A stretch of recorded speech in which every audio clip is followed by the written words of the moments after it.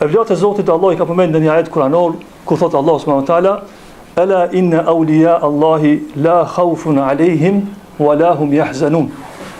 Me vërtet evliat e Zotit, ata nuk kanë frikë, as nuk kanë mërzi.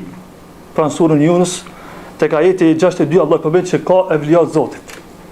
Pra më Ehli Suneti beson se disa njerëz janë miq të Allahut, të dashmit të Allahut. Për këta njerëz thot Allah thot në këtë ajet la khawfun alehim. Ata nuk kanë mërzi, nuk kanë më thon frikë. Çka I bie kjo? Ulemat e tefsirit kanë thonë nuk kanë frikë momentet e vdekjes.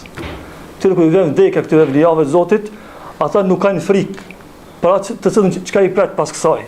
Pra me laçë e vdekjes kur vjen, këtyre njerëzve më thon frika largohet prej tyre.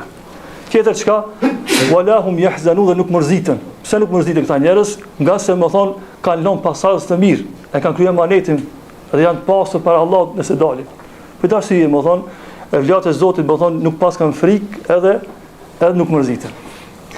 Në një hadith është përmend se pejgamberi sa ka treguar që kur bëhet gati xhenazja, kur vendohet më thon tek krahët e njerëzve, keni pa kur ma xhenazja, pejgamberi sa ka thonë nëse është personi I mirë, fa in kana salihatan qal.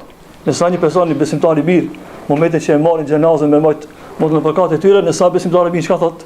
Qaddimuni. Më shpejtoni më shpejt më çeni të varrit. Nga se e pret diçka më e mirë. Po thot për mesam njëtin hadith thot wa in kanat ghayr salihah, po nëse Allah na rrit besimtar I keq, musliman që me gjunahe, ki do thotë ja wa ila ayna tadhhabuna biha. Ku po më çeni mua? Mos më dërgoni atje. Sikur bëhet, më thon s'ka çef me shku të varrit. E tregova këtë hadith me lidh me ajetin kuranor, thash pak më herët se evliat e Zotit, më thon ata nuk kanë më thon frikë në momentit.